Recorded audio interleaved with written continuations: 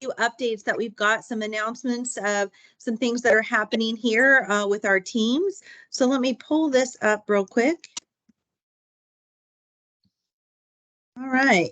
And if you can see my screen, just give me a quick little wave.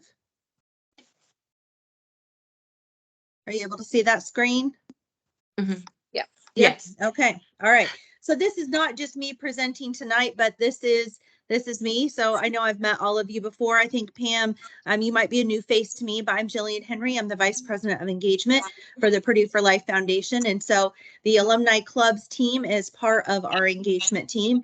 And so I wanted a chance to jump on here and just reconnect with some of our club leaders and share some good announcements that we have. Go to the next here. So one of the things I wanted to share is that we're really excited. One of the reasons why Jimmy has joined us along with Natalie and Leanne here is because we have decided to expand our alumni clubs team. And so Jimmy is going to now lead not only the student programs, but also alumni clubs. And Natalie is going to shift slightly into club operations. And so some of the impetus behind this move is to make sure that we are adding more resources to the club program. We have 80 plus alumni clubs across the United States, and it is growing, and we're continually getting asked for more alumni clubs to be started. And we have so many opportunities with our alumni clubs. And the reality is Natalie and Leanne have been holding down the fort. We know that we lost Kim as our operations coordinator just a few months ago. We were able to retain her on our team, but she moved on to a new position. And so the reality is that we cannot leave Natalie and Leanne hanging. And so we needed to resource this. And so Jimmy is someone who's been on our team for quite a while, and he's going to talk a little bit in just a minute. But Jimmy also has a great experience leading alumni clubs. He did that in the Indianapolis area. And we see a lot of fantastic synergies by bringing together our student alumni programs with our alumni clubs programs. And I'll go into a little bit of that in just a moment, but this is a great opportunity for us. This is something that we're kicking off the year with. And so wanted to show you just a quick update of how we're now resourcing our alumni clubs and student programs team. So like I said, Jimmy is going to be taking the lead over both of these areas right now. That will free up some of Natalie's time to focus on some of the things that she does best by problem solving and looking for efficiency. She's done a fantastic job of outsourcing the alumni club portal for you all as leaders and really looking at streamlining processes like our due sharing, like our recognition program, like our scholarship program. So that frees up her time a little bit. And then Leanne will still continue to be a contact with our assistant director of clubs. We are hiring another club coordinator. Natalie's going to give you an update on that. That position will continue to work very closely with Natalie to make sure that we're providing the best support that we can to get all of your alumni events publicized and out there. And then with the addition of Jimmy coming over in this area, we also bring a couple more staff members with us that will be integrated into this team that represent our student alumni programs.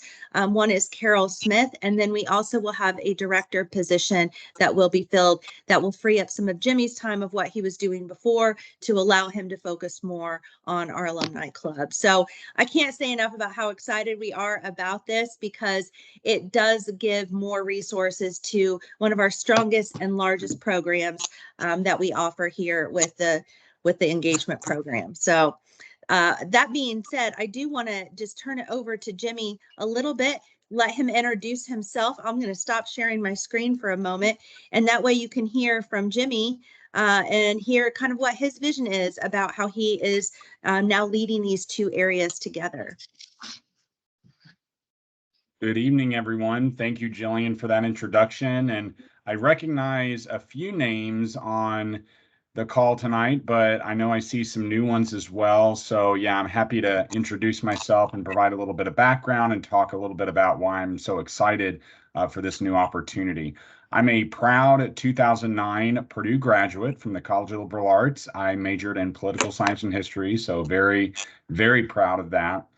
And a lot of my Purdue experience as a student was wrapped up in student organizations, serving on university committees. Don't get me wrong, I loved my classes and I made sure to do well in my classes, but If I could have majored full time in student life, I would have. And that was kind of a good segue into what I wanted to do with my career. I worked for 2 years as a consultant for my national fraternity, and I traveled the country for about 8 months out of the year for 2 years. And one basketball season when I was in Washington, D.C., I actually went online, found the Washington, D.C. club, and went to their game watch party. So the clubs, ever since I was a first year graduate, have been an incredible resource for me. I remember their meetup bar. I was shocked as a recent grad. I had bought a pitcher of beer, and I think it cost me like $30 in downtown DC, but it's probably $50 now. So who knows? But I loved that experience, and I got immediately involved. As some of you remember the names, Chad Johnson or Ben Polillo. It just really, everything works out for a reason. So after my first job, I went and got a master's in higher ed and student affairs. I found out just how much I loved working with college students, specifically that 18 to 22-year-old population. I really loved the environment and the opportunities around higher education. And so I lived in Indianapolis and worked at Marian University. In full transparency, my first involvement opportunity as an alum was the PART program, which I know a lot of our clubs participate in. But the first long-term volunteer experience was serving on the board for the Alumni Club of Indianapolis. One of the first activities I recommended was like a Sunday Fun Day meetup at a brewery that was partly owned by a Purdue alum. We met up at about 1 p.m. or something and just ordered some pizza. We had about 70 people there. It was a great event, and I was happy to do it. And so I did that for about 2 years. And in some of those club meetings, I remember Ben Polillo, then the club director. He had come to like 2 or 3 meetings, and I think after the second one, I had finally asked some of the board members. I was like, "Who is this weird Ben guy that keeps coming down and giving us updates on campus?" And so then I was brought into what the alumni, the broader alumni club program was. I learned more about the Purdue Alumni Association, and Chad Johnson eventually hired me in 2014, and Ben was actually on my hiring committee, so owe him a lot there. But I was hired on to do student programs, and I've been here for 8 years, seen a lot of transition and a lot of opportunity. Ben and I, we tried our best to work together, but sometimes the reality is capacity prevents programs from prospering or new ideas from forming. Right? Sometimes you're only one person, and so to Jillian's point about combining these two areas, it not only gives us a lot of opportunities to maybe bring some programs together, merge some things, but it also gives us more staff to do things with. I mean, this is a new position for us that I'm taking, and we're hiring to replace what I currently do. So we are growing the engagement team by a lot, actually. In fact, we just posted another position today that went live, so we're excited about that. But I think of it like this: our students, they are students for 4 years, but they are alums for 50 to 60 now these days. And as they get out there into the world, they are delaying starting families. They are focused on their careers, and to be able to do that effectively and do that well, you need to network. You need to build a community. They're not going home anymore. They're going internationally. They're going to other places before they settle down. And a lot of those places they go, we have very good functioning alumni clubs. And so we want to do our best to connect you to them and connect them to you so that we can get some new leaders on your boards, get some folks planning recent grad activities, just get people more involved. And so we see a lot of opportunity there with all of our students. We also see some specific opportunity with our PACE board members. If some of you know our PACE program, the largest student organization on campus, a lot of those students that serve on the board every year, which there's about 20 to 30, those would be naturally great fits to serve on your boards when they graduate. So Leanne, Natalie, Carol, and I, the new folks that we're going to hire, we're going to be very excited to work with you all in that respect. And when I was working for my fraternity and going around consulting with our other chapters, I worked a lot with our volunteers. All of our chapters had House corporation boards or and or alumni advisors. And I recognized this when I came on with Purdue Purdue alumni as well. We can't do what we do without the clubs. It just would not be possible. Whether you talk about development and fundraising, or you talk about alumni engagement, or just spreading the Purdue brand and the goodwill of Purdue, we simply can't do that without you all as volunteers and running great, successful club programs. And we need to thank you all for that. We need to support you. We need to provide you with as many resources as we can. We need to have fun together. We need to communicate well, and we need to organize well. And so that's what we're excited to do to make sure that happens too. Whether it's putting on great events or communicating effectively with alumni in the area, making sure we have strong data.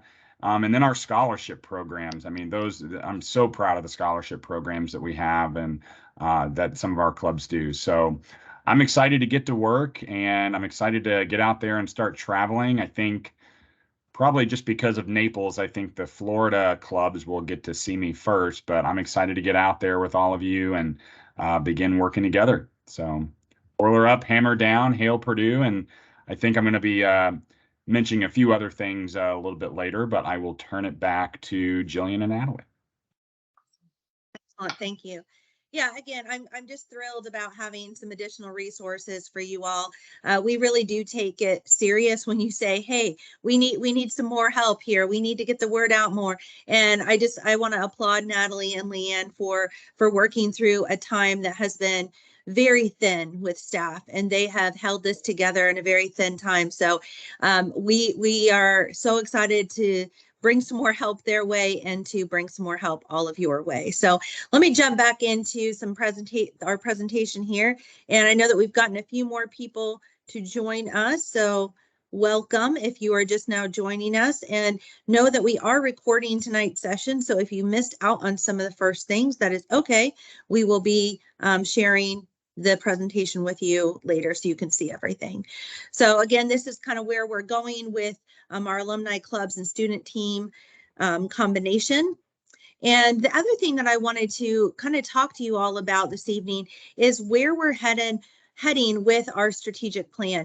I know I got to see many of you at the Alumni Leaders and Volunteerism Conference this summer, where we were recapping what we did from the last year. And we gave you an overview, a high level overview of where we were going with the strategic plan for 22-23.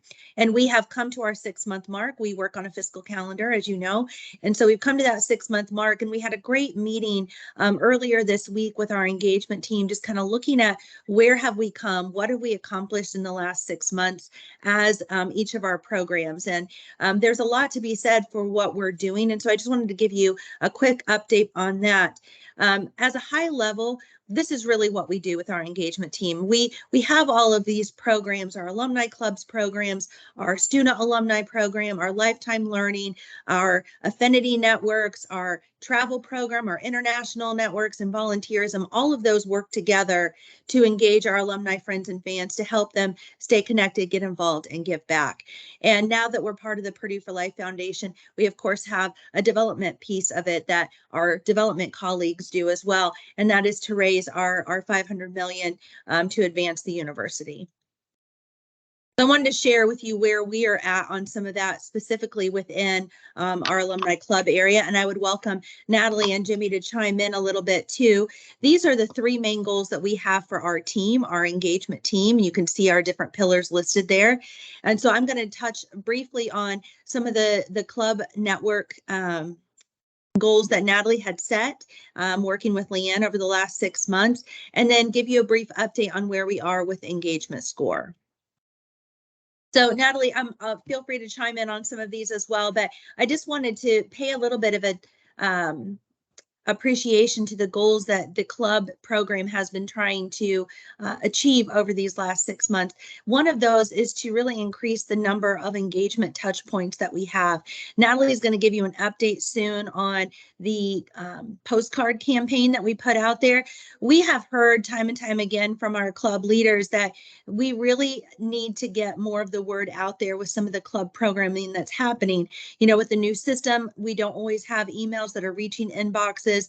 And so we realized that we could not rely only on email and social media to get the word out. And so we announced our postcard campaign. We actually, I'm stealing thunder from Natalie here, but I was so excited about it. She really did a fantastic job of looking at who we could send these postcards to, how we could let them know about the different events that were happening within each of the club areas.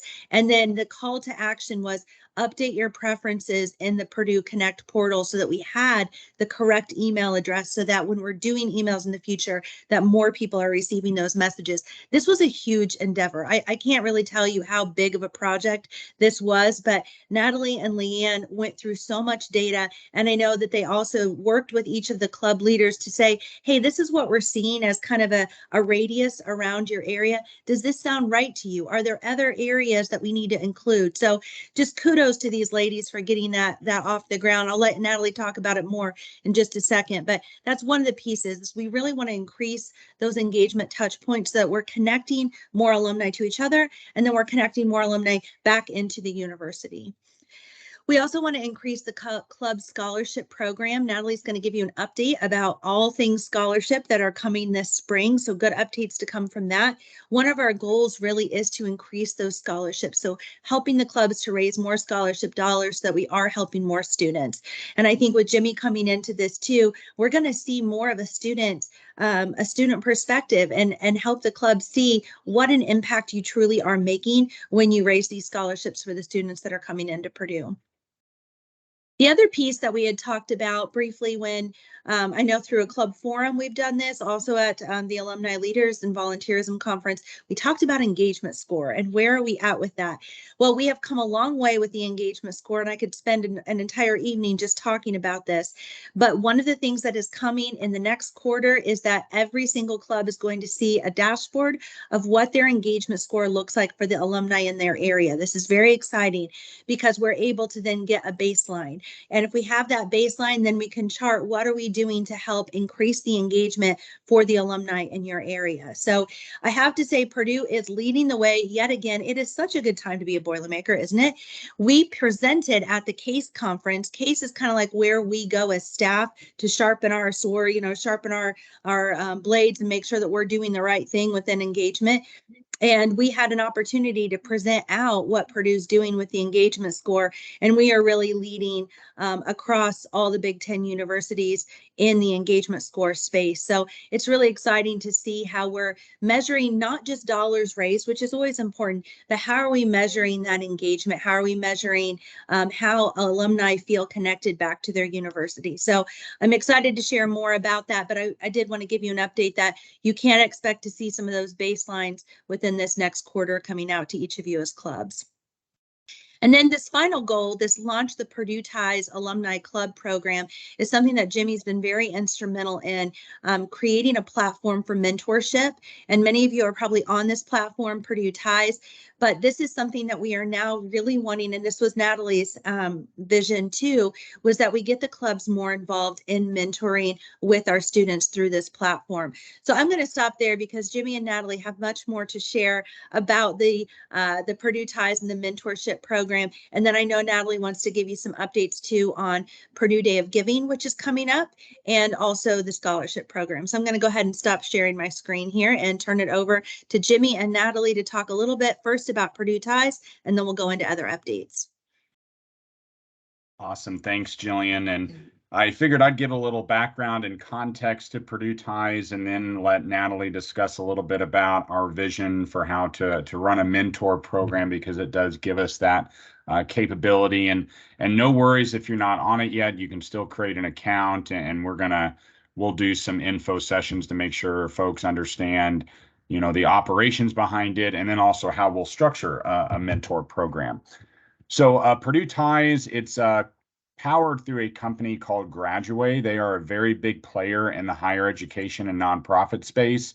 And you saw a lot of these companies start to pop up about now maybe 6 to 7 years ago. We actually went with another company, and then, as businesses sometimes do, they got absorbed by this company, and we've been with them for a few years now.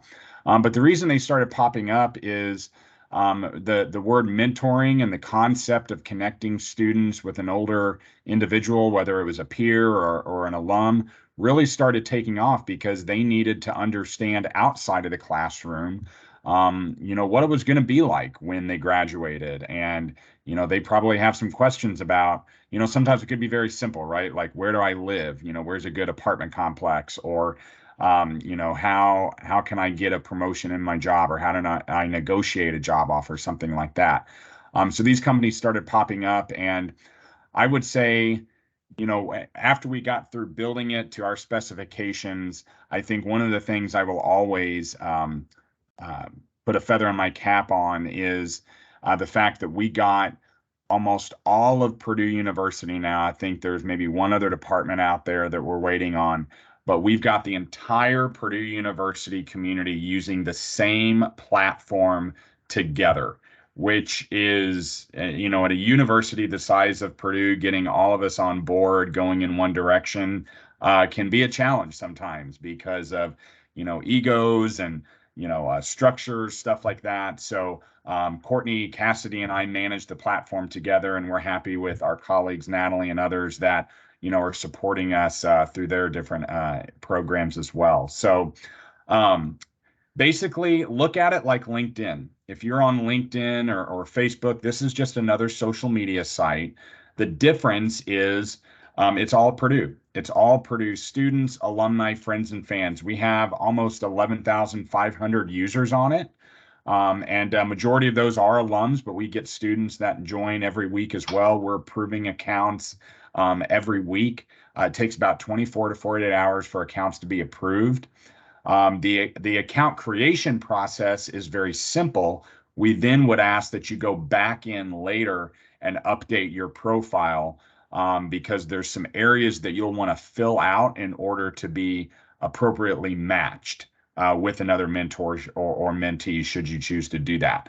The platform has an algorithm based on career trajectory that matches you with other mentors and mentees. But if you're on Facebook or LinkedIn, this is going to feel very similar. It's got a communities function. It's got a free jobs board. So if you are a hiring manager for your company, you can post a job there for free. The foundation uses it. The university uses it. So you will see a lot of Purdue University and foundation jobs on there. But a couple months ago, we saw a job opening for an FBI agent. So that was pretty cool, right? But yeah, so it's a great platform. We have, proper security checks in place and stuff like that to make sure that we're only approving people. We don't let any IU folks in there. Don't worry about that. But it's a great platform, and we're excited to keep using it. We actually just signed a contract again to go a couple of years down the road with them. So we're very happy that that the foundation is supportive of our efforts here. The last thing I'll say on it before I mention some of the websites I just posted in the chat and then turn it over to Natalie. Cranert actually, I should say the Purdue University School of Business, they had Graduate actually 2 years before us. And so they use it for their structured mentoring as part of their classes. They've got about 6,000 users on there. And we started talking last year, we're going to combine the platforms. So once we add their users, this platform will have close to 20,000 users on it, and it'll just continue increasing. So this is going to be a great way to network, socialize. I know we set groups up for alumni clubs, so that's one of the things we'll be doing over the next few months with you all, as well as just making sure, we have the group in there for you, but is it useful for you? Do you want to continue to use it? And we can get you access if it was given to a board member who's no longer involved, something like that. So to end with, I put 2 websites in there. The actual website is PurdueTies.com. So that's where you'll go to create your account. But there is an info website if you want to look at that first on the Purdue Foundation website. So that's the one that kind of gives you a preview of what Purdue Ties is and gives you some tips and tricks. You can post that on your club's social media profiles or send that to other alums that you know. But yeah, so encourage you to go create your account and we'll get you approved. So yeah, I'll turn it over to Natalie. Yes, thank you, Jimmy. And so how we're going to roll this out within our alumni club program, and this is something Jimmy and I first started talking about last fall, is bringing together our alumni club leaders and then the PACE board for an opportunity for you all to experience what it's like and get to the use and feel of it, but then also get the opportunity to be connected with students who are actively involved within PACE. And then from there, we're going to roll it out next fiscal year, which is hard to believe we're already talking about next fiscal year, but we'll roll it out to where it'll be part of the club program. One of the opportunities.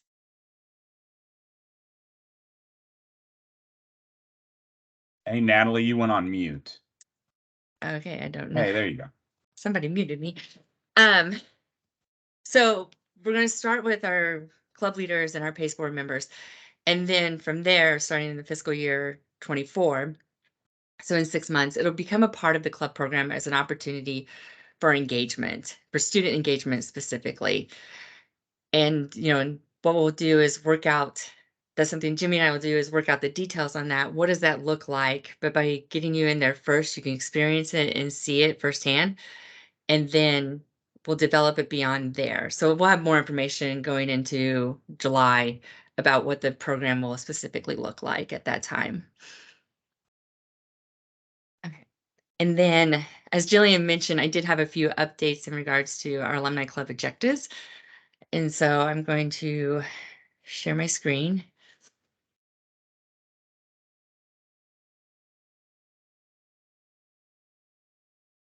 Okay. So as Jillian, so our alumni club objectives this year, and I'm focusing more on the engage alumni, friends, and fans through our alumni club program. And one is, Jillian and I touched on this, develop engagement score reports for all alumni club regions. 2 is increase the number of engagement touch points. And then 3 is increase the number of donors, gifts, and dollars in the scholarship program. And what I'm going to focus more on is the engagement touch points and where we're at. But I did want to share at this time that, and let me pull this up real quickly, that as of December 31st, our alumni clubs have had 395 donations for a total of $70,412.54. And that's just the first part of the year. Many of the clubs haven't had their fundraisers yet, their annual dinners, their golf outings. We haven't had Purdue Day of Giving yet. So we're off to a great start this year. And I'm very proud of all the work that everybody's doing already to help send our students to Purdue. Okay, so increase the number of engagement touch points. So this is what is our benchmark for the year, our actuals, and our time frame. I didn't have a benchmark for the first one. In the 3 months, the 100 QR entries was focusing specifically on the Game Watch QR codes that we have, that you all use at your Game Watches. And we already blew that out of the water back in October. So we had 409 QR entries at that time, and then 3,569 total touch points. And then as we go through the 6 months, our goal is 500 QR entries plus 5% registrants. So this doesn't include, the QR code entries does not currently include the bowl game because that's part of January. But we've had 606 QR entries total for the football season, regular season, and the Big Ten Championship.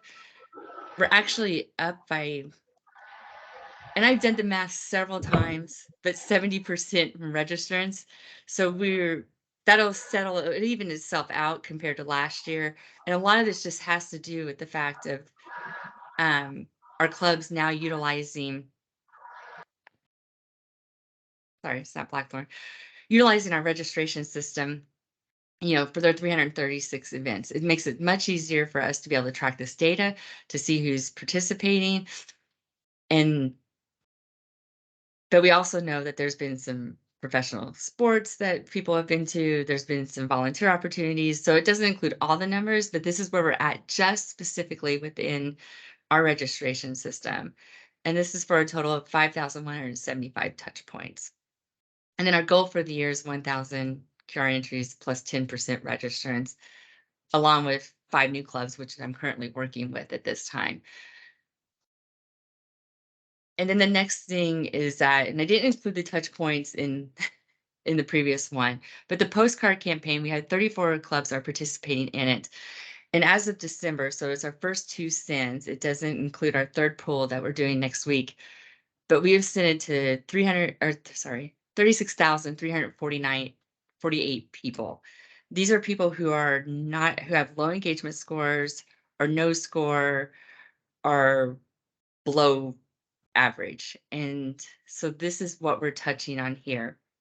We'll see the turnout and payoff for it a little bit later as we look at numbers and look at these in the future. But this is very important for us at this point in time. And this is just the impact. And we have several clubs. I say we have about 12 clubs that's going to go out this month, and then we'll be complete with the program. But thank you for everybody who's been participating in that. It's been really great to see. And it's just been really nice to see, like, really, what are the realistic numbers? And I'll share with each club how many people we sent it to. How does this compare with how many people live in the area? And we'll be sending that over the next couple of weeks or next couple of months. And then Before just you go go on ahead. with that, Natalie, I just Yeah. want to give Natalie some kudos on this. And it ties back into the engagement score too.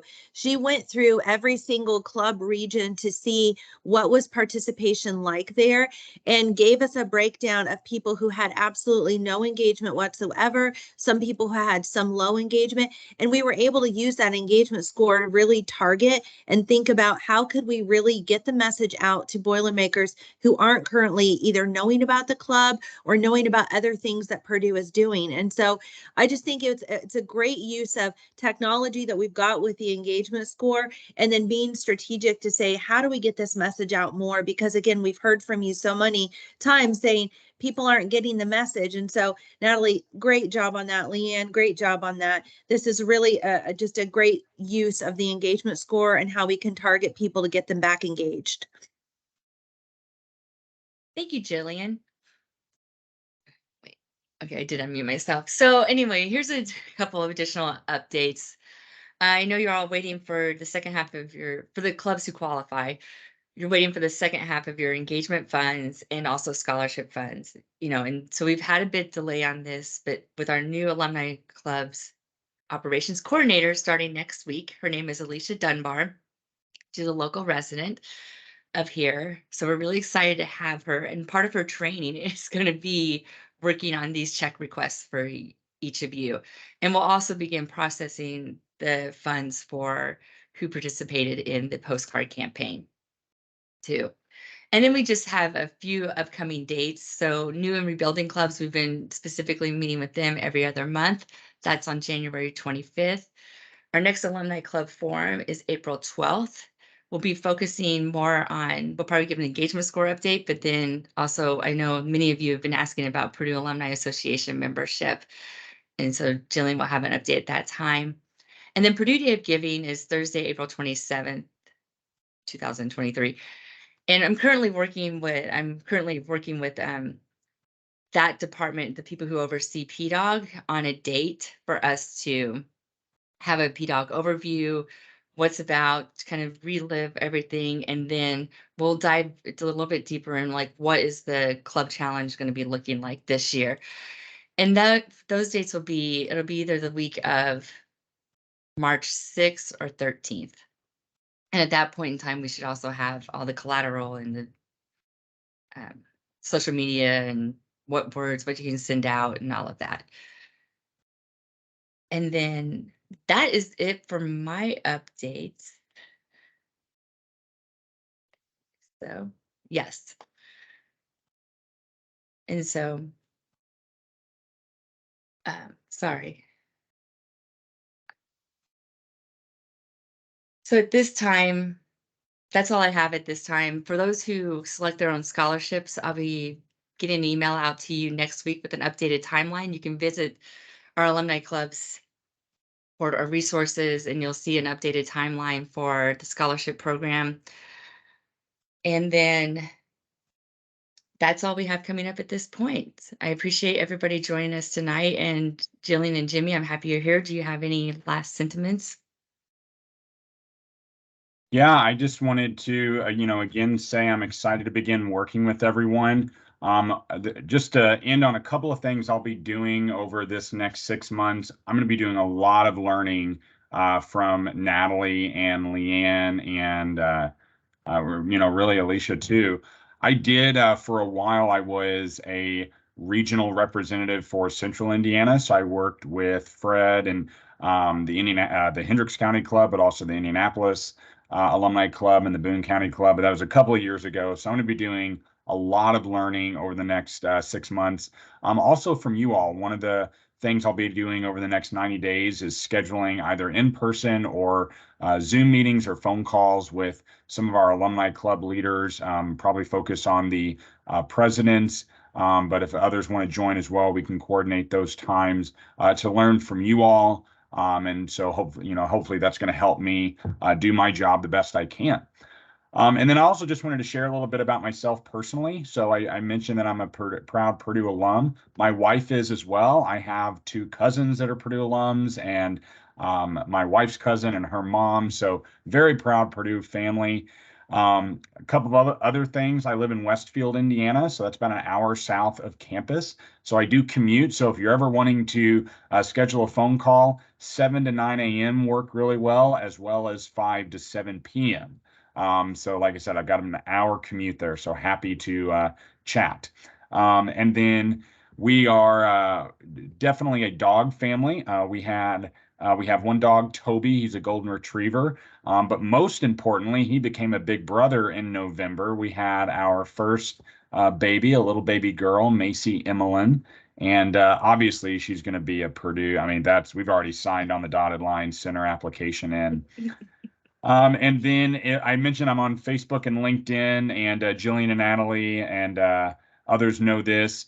You see me post about my dog, our family, Purdue, and then food. Always love posting about food. I'm a foodie and I love to cook. So excited to get to know the rest of you and looking forward to sitting down to chat. So again, boiler up, hammer down, and hail Purdue. Thanks, everyone. Thanks for joining us tonight. Again, thank you for all the work that you do. We will be sending out the PowerPoint and the recording afterwards. So we will get that out to the rest of the club leaders, and let us know if you've got any questions. But have a wonderful night, and thanks again for everything that you do to support Purdue.